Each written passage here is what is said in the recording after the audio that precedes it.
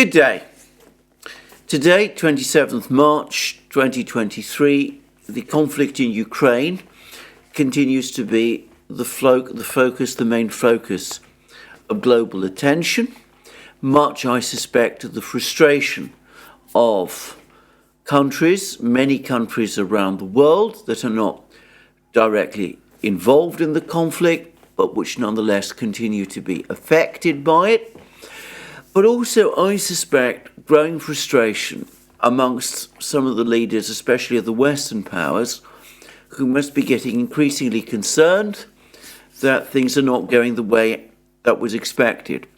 Now, there's been a very interesting discussion about a meeting that took place in London in Asia Times, which I'm going to discuss shortly later in this program.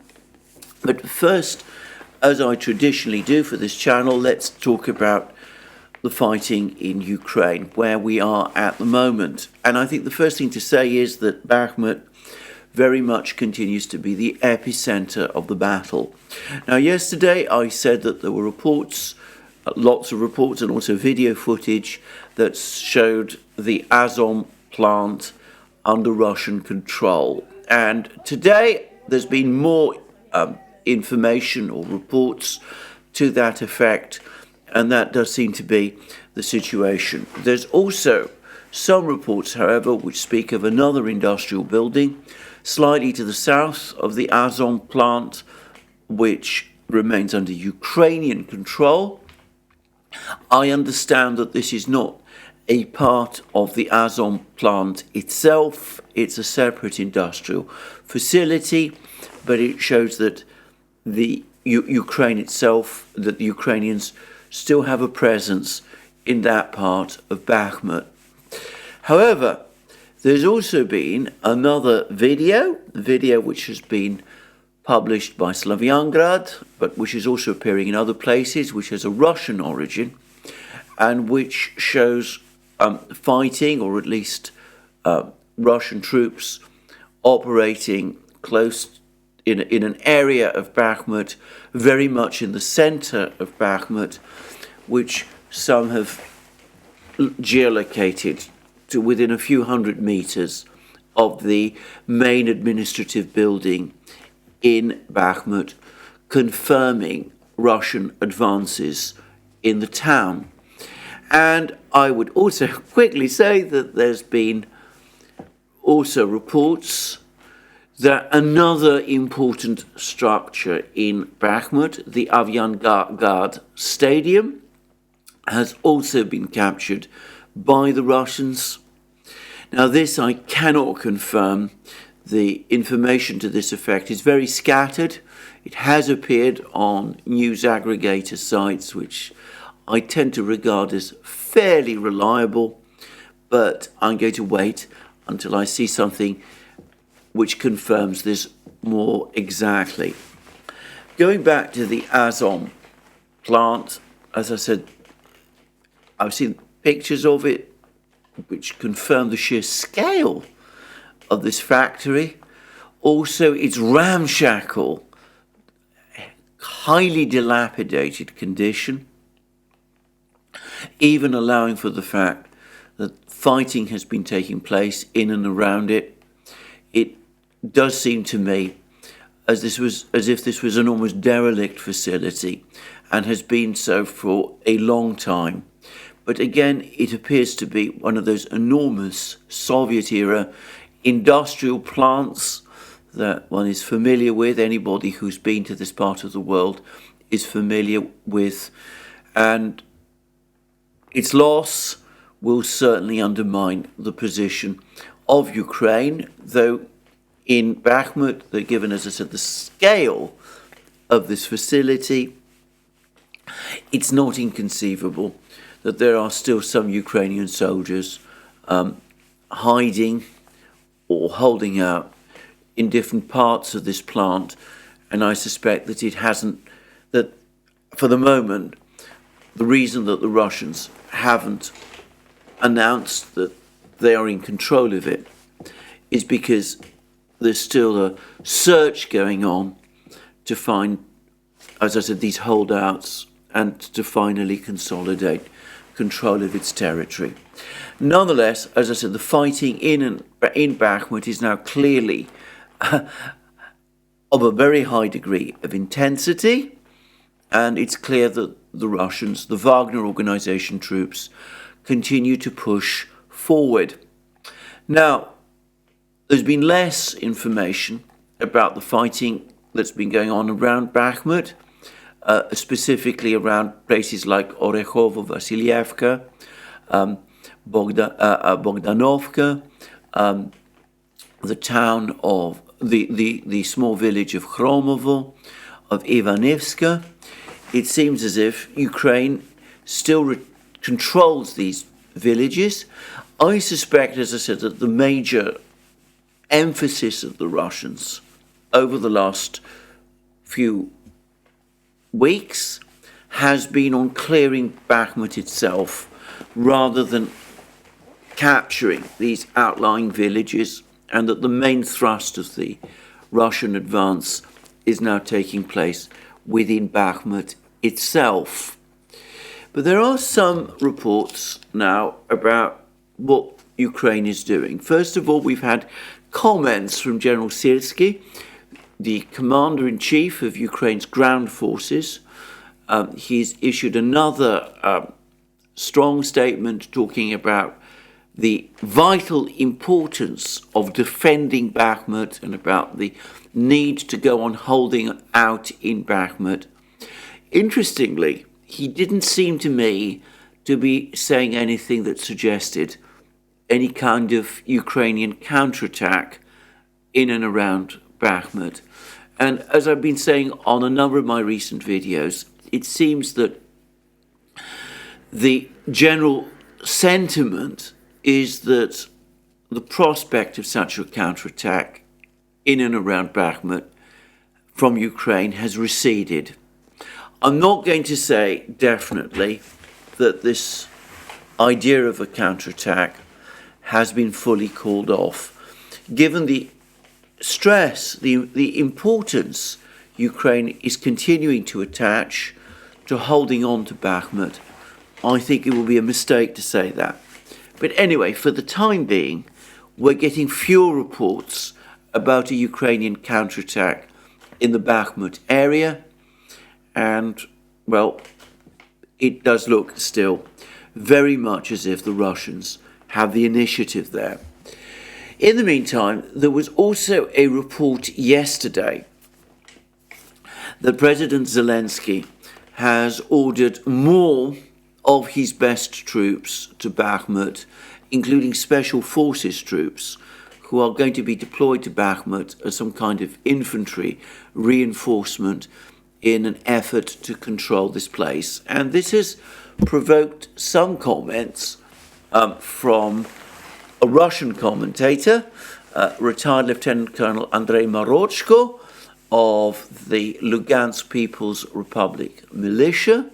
He is, as I said, a regular commentator for the Russian news agency, the official Russian news agency TASS, and he says the following: Ukrainian media outlets are full of headlines that even commando units are being sent to Artyomovsk, Bakhmut in other words, to fight as infantry. This suggests that the situation is quite critical for Ukrainian troops now that they throw their elite units into this slaughter. And TASS says that he said this in a live broadcast on Komsomolskaya Pravda radio. And Marochko also said that Ukraine is losing around 200 troops a day in the Bakhmut area. I assume that these are both dead and wounded, but it's still a grim harvest, a huge number of men to be losing in one place, and it does make one wonder, as I've said many times, whether the sacrifice of lives is worthwhile. Now, I can't confirm that special forces troops are being sent to fight as infantry in Bakhmut.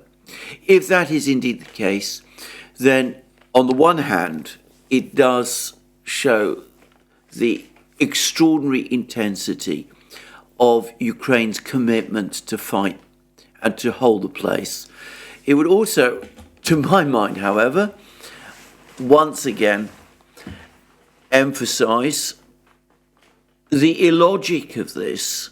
These are presumably some of the best trained soldiers in Ukraine's armed forces, and yet it would appear that they're being sent to fight in Bakhmut in a battle where Ukrainian soldiers themselves have admitted that most of their casualties are not caused through infantry fire, through firefighting.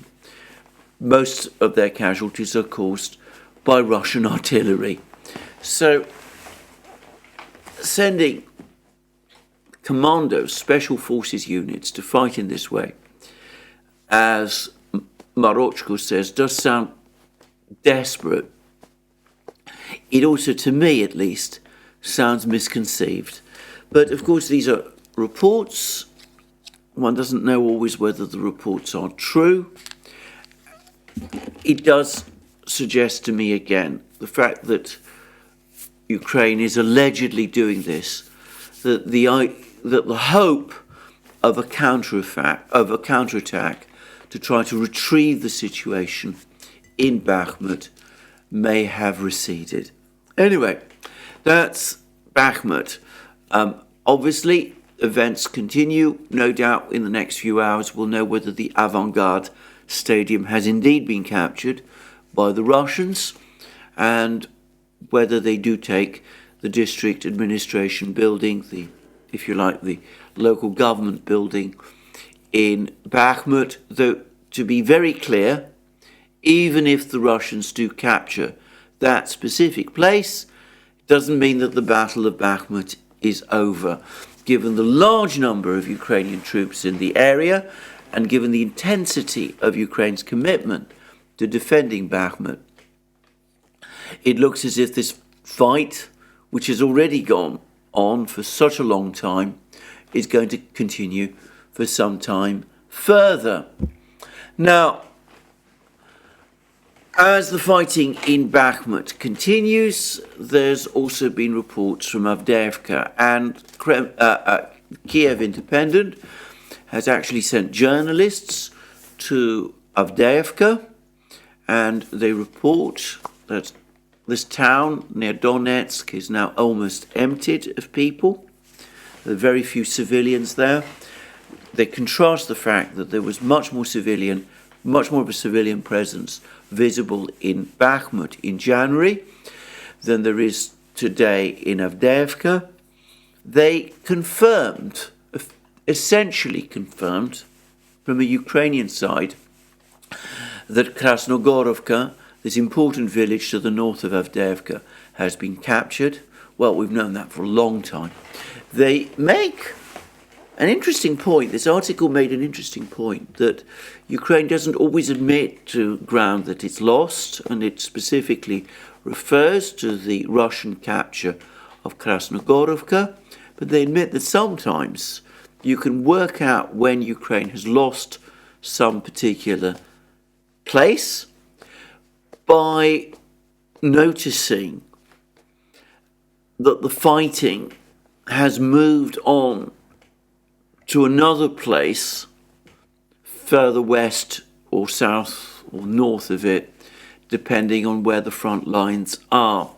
And they made the point that this is exactly what appears to have happened with Krasnogorovka, that the Ukrainian General Staff doesn't admit to the loss of this village, but that you can actually confirm that it has indeed been lost because the fighting has moved beyond it.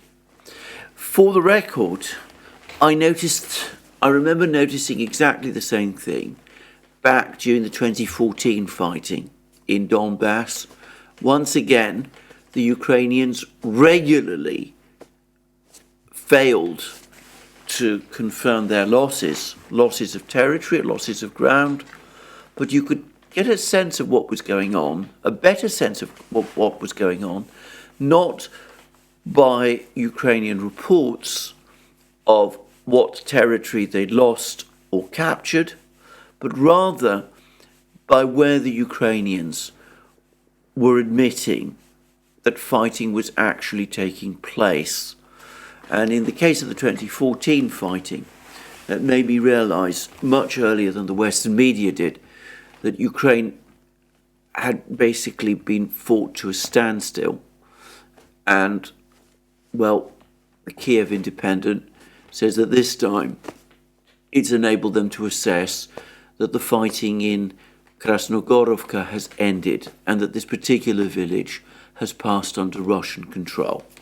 Anyway, that's the Kiev Independent, but we've also had confirmation from the Ukrainian authorities that they are withdrawing civilian personnel from Avdeyevka. And this is from the Daily Telegraph.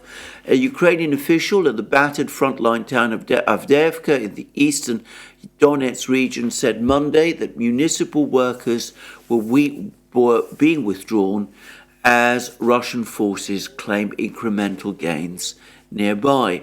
It's a shame to admit, but Avdeyevka looks more and more like a scene from post-apocalyptic movies, the head of the town's administration, Vitaly Barabash, said on social media.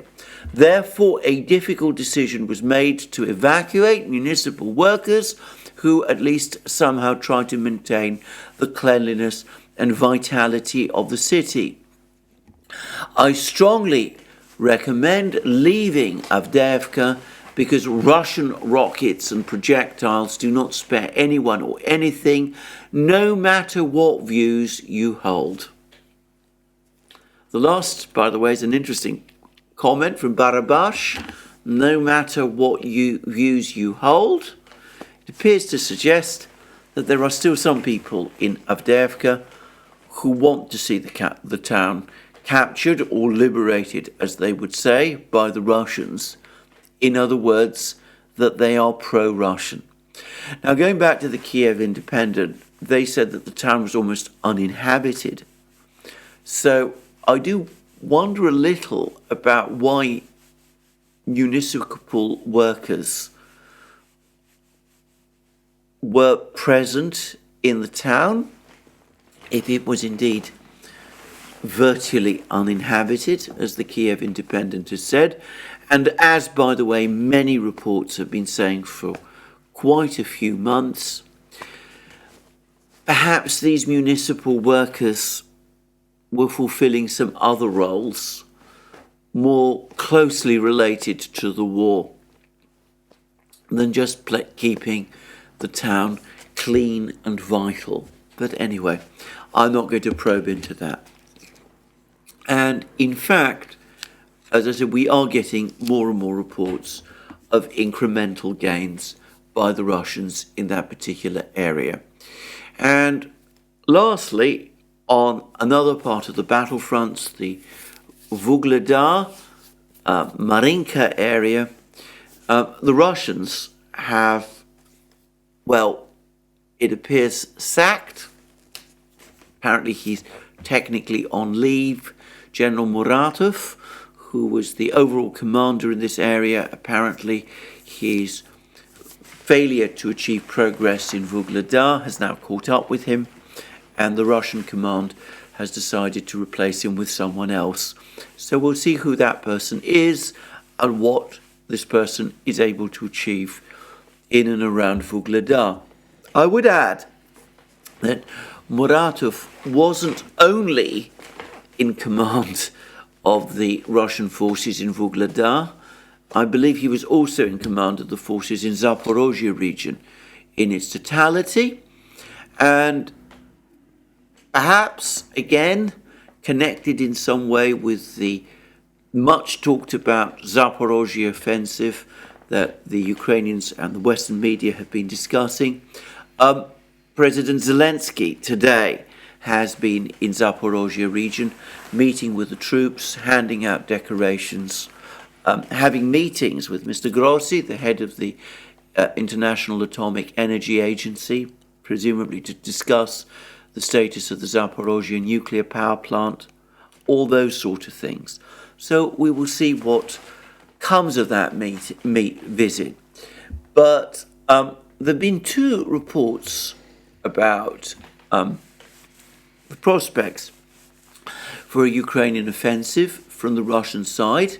One is from Vladimir Rogov, who, as I've said many times, is somebody who is an official, a senior official of the Russian-appointed government of Zaporozhye. He gives an overview of the number of Ukrainian troops in this area. He says, taking into account the military in the Ugledar direction, there is a total of at least 75,000 Ukrainian servicemen in the Zaporozhye direction.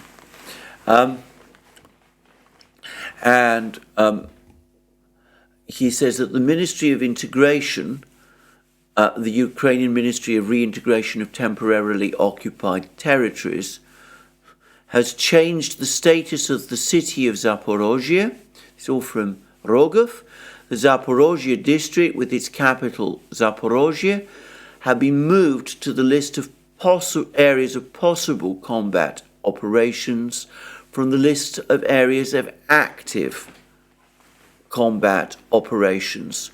This shows that they do not expect us to come, and the conclusion is that they will go themselves.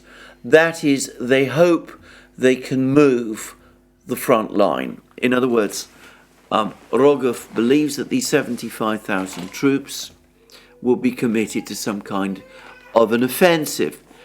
Now, notice that when Rogov says that, he's including the forces in Ugledar as part of those 75,000.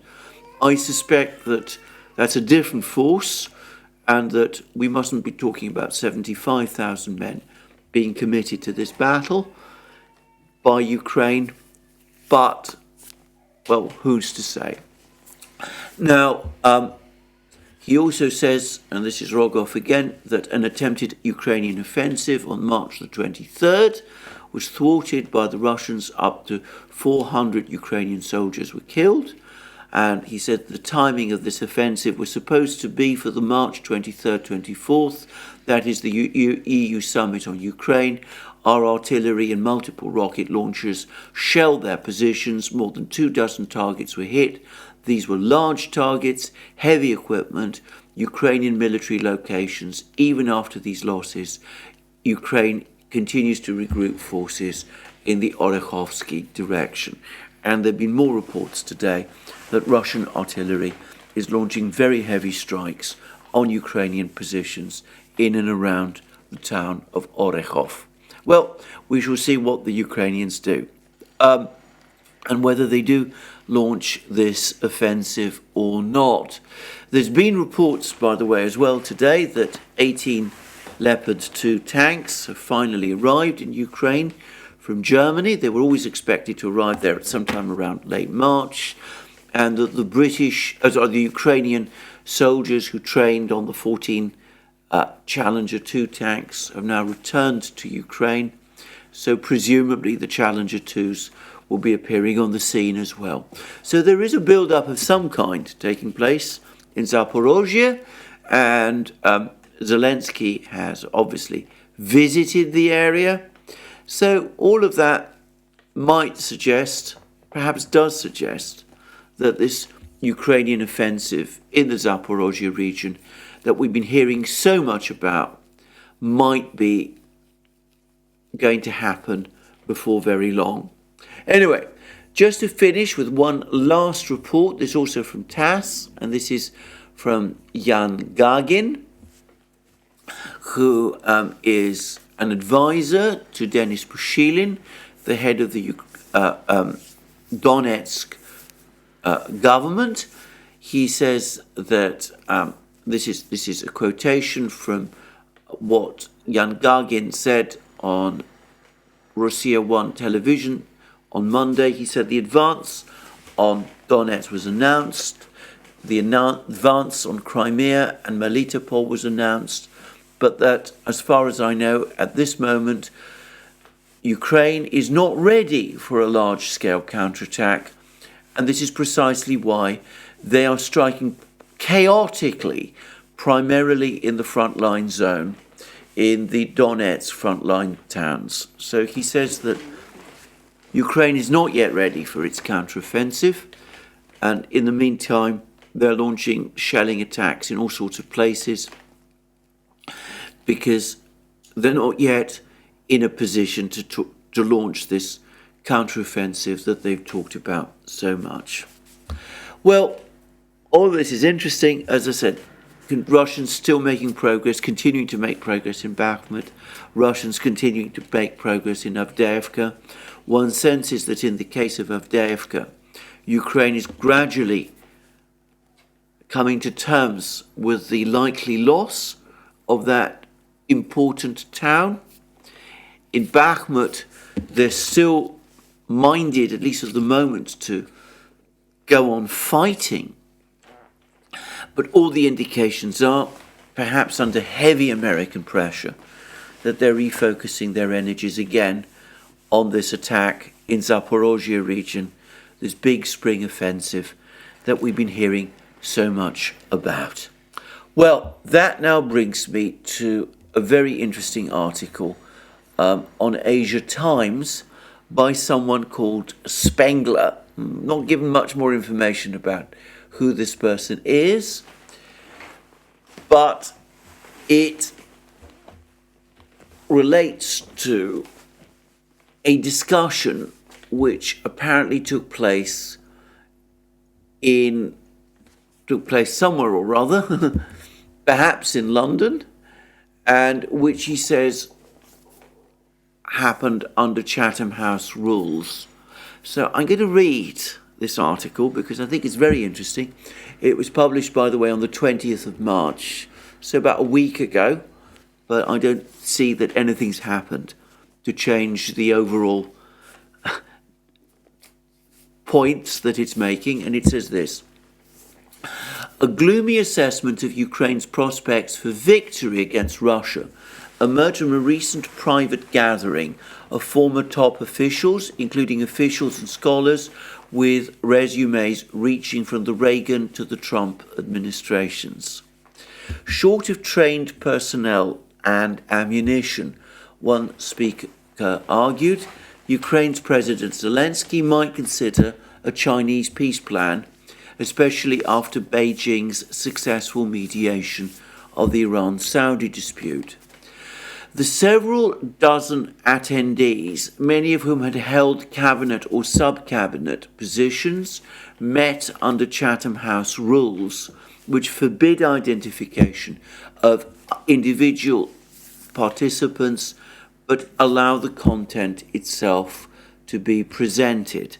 And by the way, Spengler, whoever he is, confirms in this article that he personally participated in this meeting. And this is what he says. Overwhelmingly, the sentiment of participants leans towards escalation in the form of providing additional weapons to Ukraine. One prominent analyst proposed the formation of a foreign legion of fighters from other countries to supplement Ukraine's shrinking pool of trained manpower. The great majority of participants favoured risking everything for absolute victory over Russia. None of the attendees mentioned the qualms that former President Donald Trump voiced on May the 17th, that's last year, about the risk of nuclear escalation in Ukraine. The question of how the Russia-Ukraine war might escalate into a broader conflict received no attention. Their frustration, rather, was that Ukraine seems less likely to defeat Russia, even if the West makes the maximum effort and risks escalation. We should not be surprised, one of the lead presenters said at the end of the conclave, if Ukraine's President Zelensky takes up China's peace plan. No one in the West anticipated that China would mediate between Saudi Arabia and Iran. And then it goes on to say that although Washington has dismissed China's peace plan for Ukraine, Zelensky has not. Russia would keep the Sea of Azov and most of Donbass, a settlement that might be forced on Ukraine as it runs out of manpower and ammunition. America's view of China is primitive, the expert added, and tends to underestimate Chinese sophistication. By the way, I find that comment especially astonishing, given the antiquity of China's civilization and the fact that China is the world's oldest existing state. But there we go. It confirms something that many of us have suspected all along, that the Chinese are hugely underestimated in Washington. And the article then goes on to discuss Ukrainian casualties. It assumes that claims about Russian casualties are true, but it says that the very inflated figures of Russian casualties we're hearing are true. But it makes the point that Ukraine can't replace its casualties, whereas Russia can. And it says that the entire army that NATO trained, this is direct quotation now, between 2014 and 2022, in preparation for a Russian attack is dead, and recruits are being thrown into battle lines with 3 weeks of training. It isn't that Ukraine will literally run out of live bodies, but that the quality of its armed forces, enlisted men as well as officers, has deteriorated. Critical parts of the civilian economy will collapse as manpower is shifted to the military. And then we hear that with a much larger military, Russia will win a war of attrition. One Ukrainian battalion lost 600 men in January, received 700 replacements, and then lost 800 men, in February. So there were 600 in January, they were reinforced with another 700 men, and then immediately they lost 800 in February, a 60% casualty rate over 2 months. And then we go on to read, the prospects for a breakthrough to end the stalemate along the line of contact are poor. The rapporteur continued, the expected Ukrainian spring offensive is one of the most anticipated maneuvers in military history. That's an understatement. And Russia has had plenty of time to prepare defensive positions. Ukraine would need 650 modern main battle tanks and 1,000 armed personnel carriers to make a difference, in the view of one expert. Another former senior US commander argued that the US should send 1,000 Abrams M1 tanks to Ukraine, although he didn't explain where they might be obtained.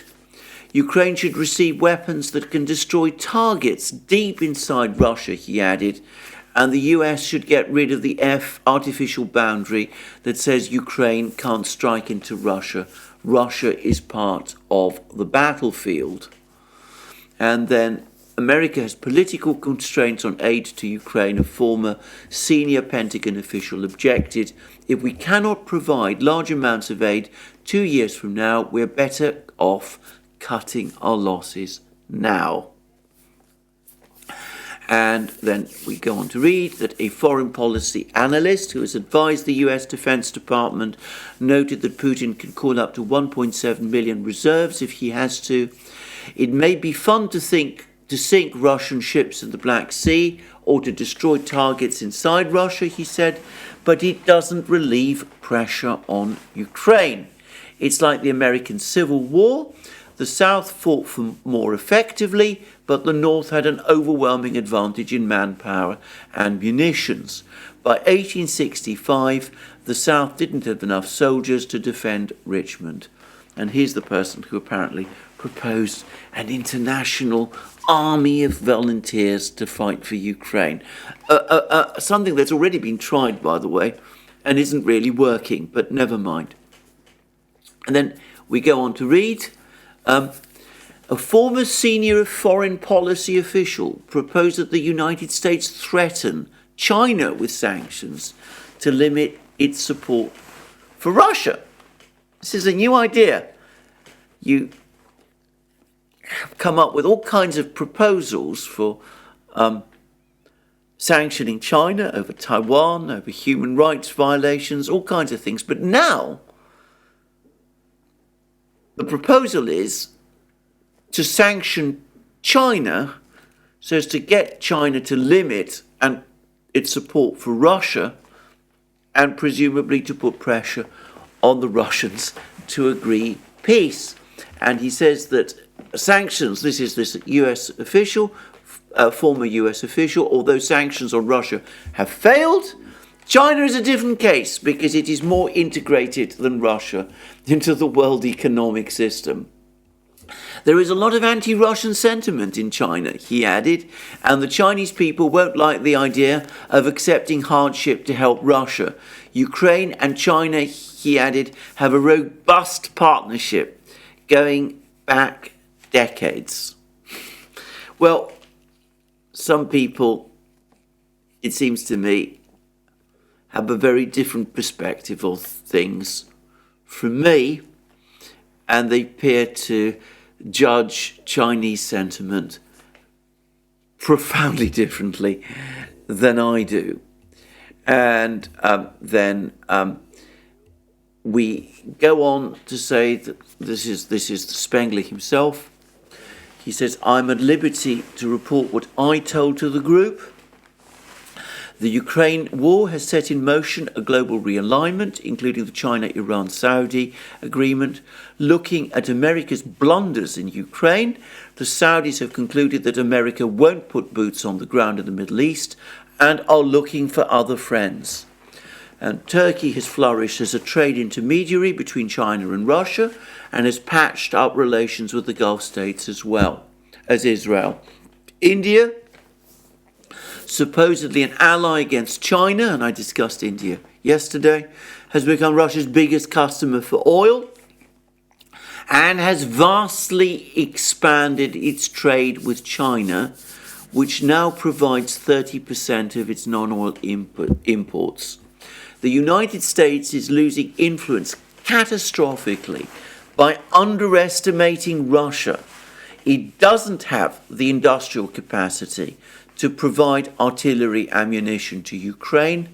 The best policy is an immediate ceasefire. That would be a humiliation for the United States, but a salutary one.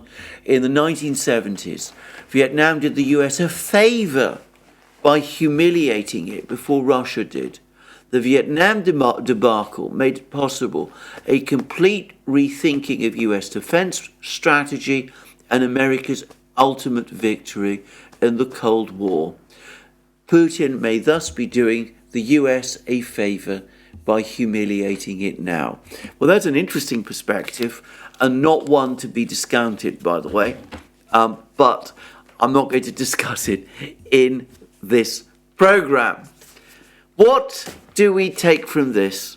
Well, one person talks sense, explaining to all of these officials and former US officials, we've got it disastrously wrong in Ukraine. Ukraine cannot win the war. We all recognize that. The arms that we're supplying to Ukraine can't win the war for Ukraine. We can hope for some miracle. We can hope that Ukraine is going to achieve some kind of breakthrough. We can keep our fingers crossed and hope that Putin, falls under a bus, as we say in Britain, has a develops Parkinson's or dementia or something of that kind, that there's some kind of a power struggle in Russia, that things suddenly fall apart there. Doesn't seem very likely. We can hope all of these things, or we can escalate. And we can escalate to fantastically dangerous levels.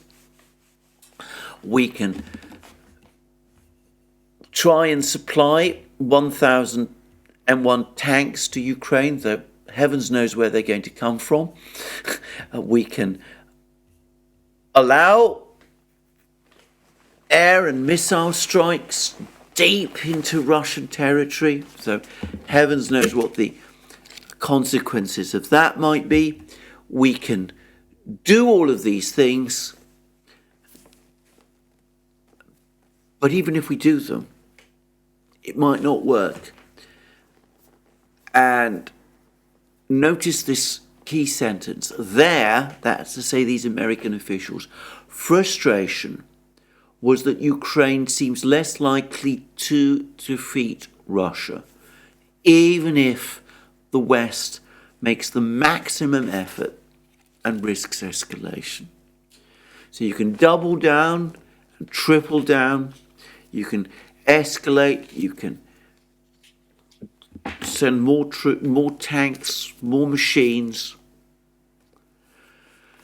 But the Russians will always outmatch you. They're producing more ammunition. I've discussed this, multiple programs. Brian Beletic has done it as well, to an even greater and much more detailed extent than I have done. You can send more ammunition, but the Russians will send much more. You can supply more tanks, but the Russians will supply far more tanks. And these will be modern tanks. Some of them might be, tanks from the 1960s, but then some of the tanks we are supplying are also from the 1960s. The most advanced tanks that the Russians are sending to Ukraine, in bigger numbers than the tanks that we are sending to Ukraine, are at least as modern as ours. They might not be as good. That's a different question. I'm not in a position to answer that. But in terms of pure modernity, they are, some of them, large numbers of them, new build tanks, whereas ours, the tanks we are sending, are not. And, well, we see that we're outmatched in terms of air defense, we're outmatched in terms of aircraft that we can send to Ukraine. Poland has now rowed back its announcement that it was going to send all its MiG-29s to Ukraine. Apparently it's decided that it's not going to do that, certainly not in one fell swoop. So maybe they will send some MiG-29s. No doubt they will send some MiG-29s, but they're not going to send all 28 or 29 of those they have. They're going to send fewer of them. Perhaps because they don't actually have 28 or 29 MiG-29s. Perhaps they've been sending Ukraine MiG-29s quietly for many months or perhaps years. Perhaps the actual stock of MiG-29s is less than the Poles pretend. Perhaps that's true of Slovakia as well. Perhaps, in fact, there aren't really that many fighter jets that can be sent to Ukraine in the time available. And of course the French might send 10 Mirage 2000s. These were very advanced fighter jets in 1980. Nobody today would consider that they have much prospect of success against the enormously sophisticated and very powerful Russian air defense system, or would want to put too much money in an air duel between Mirage 2000s and Sukhoi 35s and Sukhoi 57s of the Russian Air Force. And yet, despite all of this, despite the fact that the entire international situation is now realigning so that Saudi Arabia is becoming disenchanted with the United States, is gravitating towards China, is patching up its relations with Iran. The fact that the Indians are becoming so distressed. And let me go back to that program that I did yesterday about the Indian Foreign Secretary. And can I just, at this point, make a correction? Several people pointed out on the thread that the writer of that article that I discussed yesterday in my long video yesterday was not actually the Indian Foreign Minister. He was the Foreign Secretary. In other words, he was the senior Indian diplomat of his time, something which in some ways even better illustrates his immense foreign policy and diplomatic experience and expertise. Anyway, the point this person was making in that article is the essential point is that Russia and India are very close friends. They've been close friends ever since India achieved its independence way back in 1948. It's a little known fact, or it's a largely forgotten fact today, that Joseph Stalin, the Soviet leader, the very last foreign visitor that he met was Krishna Menon, India's ambassador at large at that time. Already at that period of time, in the early 1950s, the Russians and the Indians had developed this intense dialogue, these intense contacts with each other, which continued to develop throughout all of the subsequent decades, right up to this day, and that this is a relationship which both countries, India and Russia, value greatly with each other. It's ebbed, flowed, but it's always been warm. So these are two countries which are friends. Now, each of these two countries has to take into account its relation with the two other great powers, the two leading great powers of the world today, China, and the United States. Now, India has problematic relations with China. Russia has terrible relations with the United States. Partly, but only partly, because Russia has terrible relations with the United States. Over the last decade, it has tilted increasingly towards China. India, because it has problematic relations with China, has by contrast tended to a lesser degree to tilt more towards the United States. But there is a difference. China has never asked Russia to sacrifice its relations with India.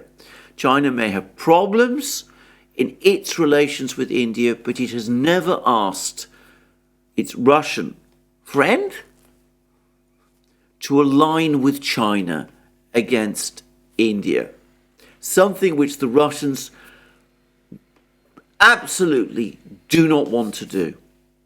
And the result is, because the Chinese do not ask the Russians to do something with respect to Russia's relations with India that the Russians do not want to do, the result is that China's relations with Russia are frictionless. Xi Jinping and Putin meet and they are friends. They get on with each other. They can agree on many things. The reason is that the Russian tilt towards China is not over India. It's because of the fact that both China and Russia have issues with the United States. But as that article that I discussed yesterday about American pressure on India over the conduct of the G20 meeting in Delhi shows, it's not the same. The relationship between the United States and India is not the same. Whereas the Chinese-Russian relationship is frictionless because the Chinese don't insist that Russia will align with China against India. The US is in effect pressing India to align with the United States against Russia. And that is not something that the Indians want to do at all. And that is creating friction in the relationship between India and the United States. And as we can see, the effect of that is that India is quietly starting to distance itself from the United States and is looking to improve its relations with China. And we see from this article the economic implications of that. And to quote from the article again, from the point that the author of this article tried to impress upon these other ex-US officials, India, supposedly an ally against China, has become Russia's biggest customer for oil and has vastly expanded its trade with China, which now provides 30% of its non-oil imports. Now,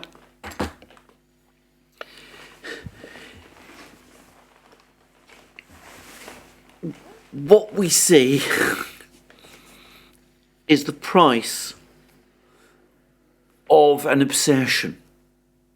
Because we see how countries like India, which would naturally want to tilt to the United States, towards the United States, are being put off doing so because of this attitude that the United States has.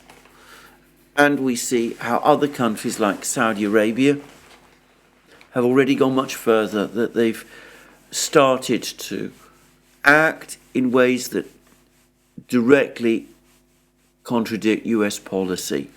The Saudis have carried out this rapprochement with Iran. They've re-established diplomatic relations with Syria. They're continuing to develop their already close relations with the Russians.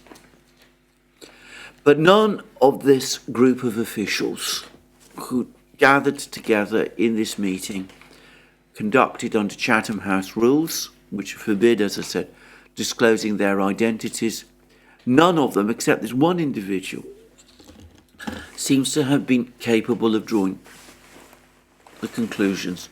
Instead, as I said, talk of escalation, talk of ever more dramatic and extreme ideas. 1,001 Abrams tanks. No discussion about where they're to come from, how to keep them operating in Ukrainian conditions, how to train the Ukrainian troops to use them. Talk about launching deep strikes far into Russian territory. Again, no real discussion about the enormous dangers of that, or, by the way, what the impact on international opinion would be if the United States were to start behaving so irresponsibly. And talk from someone else of this great foreign legion of volunteers to be rushed to the Ukrainian battlefronts to make up for Ukrainian losses. The cost of this would be enormous. And of course, the publicity it would get in the West would be huge. And one does wonder indeed whether this would even work. And frankly, the idea is harebrained.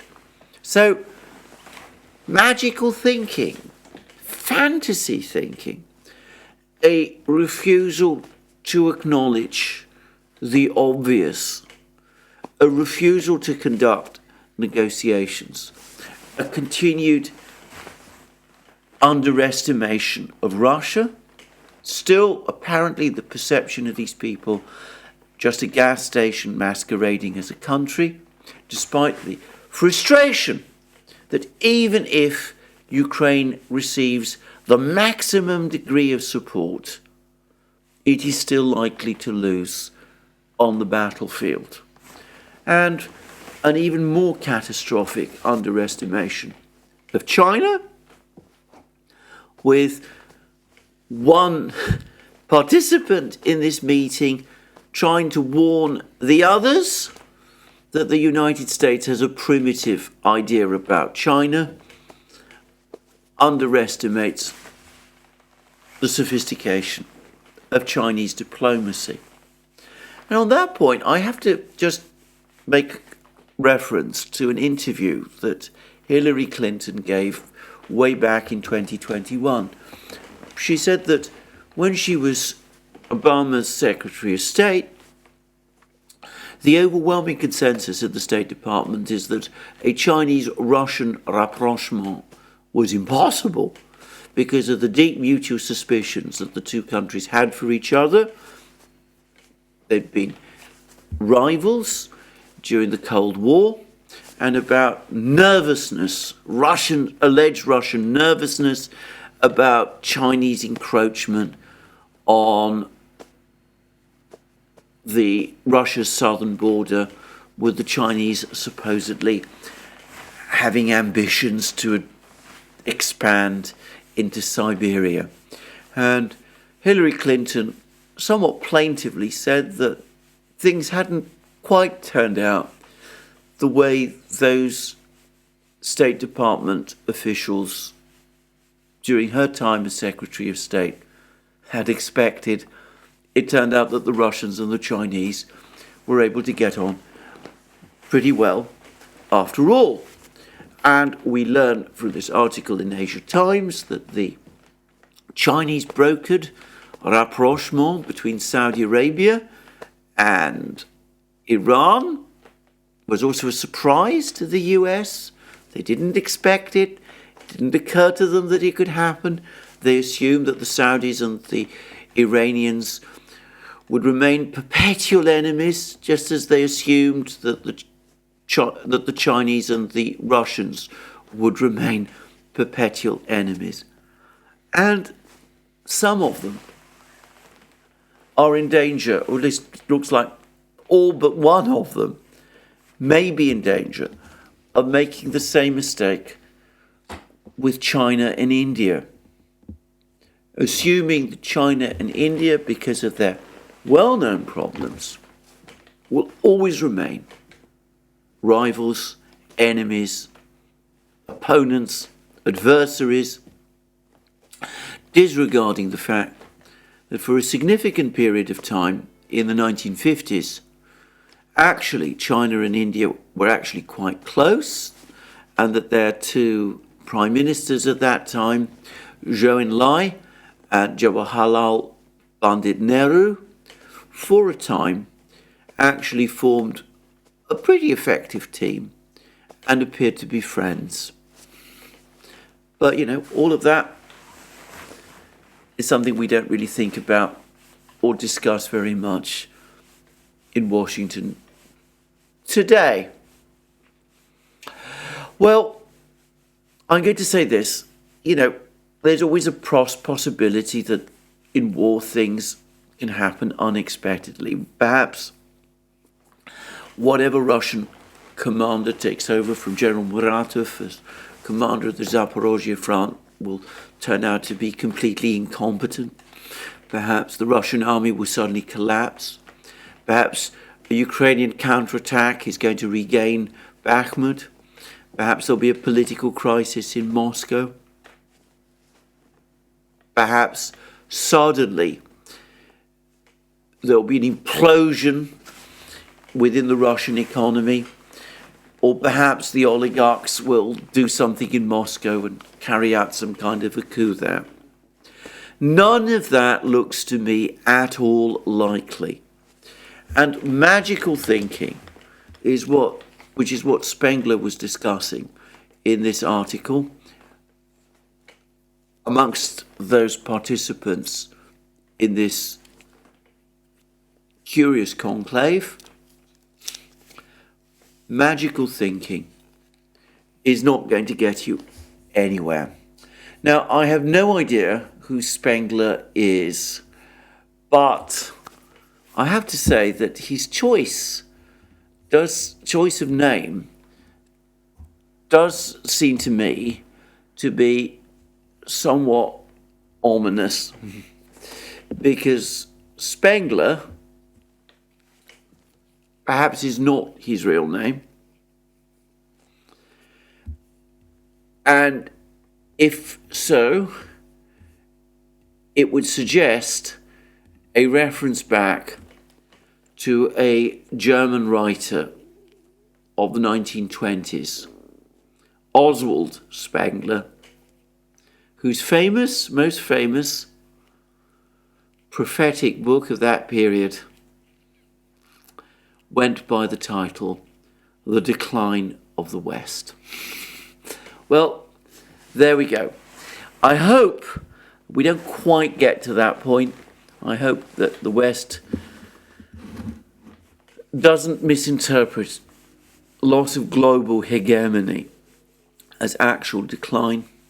I think that would be quite wrong, and it's perhaps fair to say that Spengler's prophecies of the 1920s didn't quite turn out in the way that he expected. But let's hope that there is more realism eventually in Washington, and we'll see an escape from the magical thinking that apparently took place over the course of this meeting that this article in Asia Times has covered. Well, that's me for the day. We'll see what more comes over the next couple of hours. We'll see whether and when Ukraine finally does launch its offensive, and we'll see what happens. In the meantime, all that remains is for me to wish you a very good day, to remind you that you can find all our videos on our various channels, platforms, locals, Rumble, BitChute, ODYSEE, Rockfin and Telegram. That if you want to support our work, you can do so via Patreon and Subscribestar, links under this video. You can also check out our shop and buy yourself the great things that you will find there, our magic mugs, our hats, our hoodies, t-shirts, sweatshirts, all those great things. And last but not least, please don't forget, if you've liked this video, to press the like button and to check your subscription to this channel. Well, that's me for today. More from me soon, and have a very good day.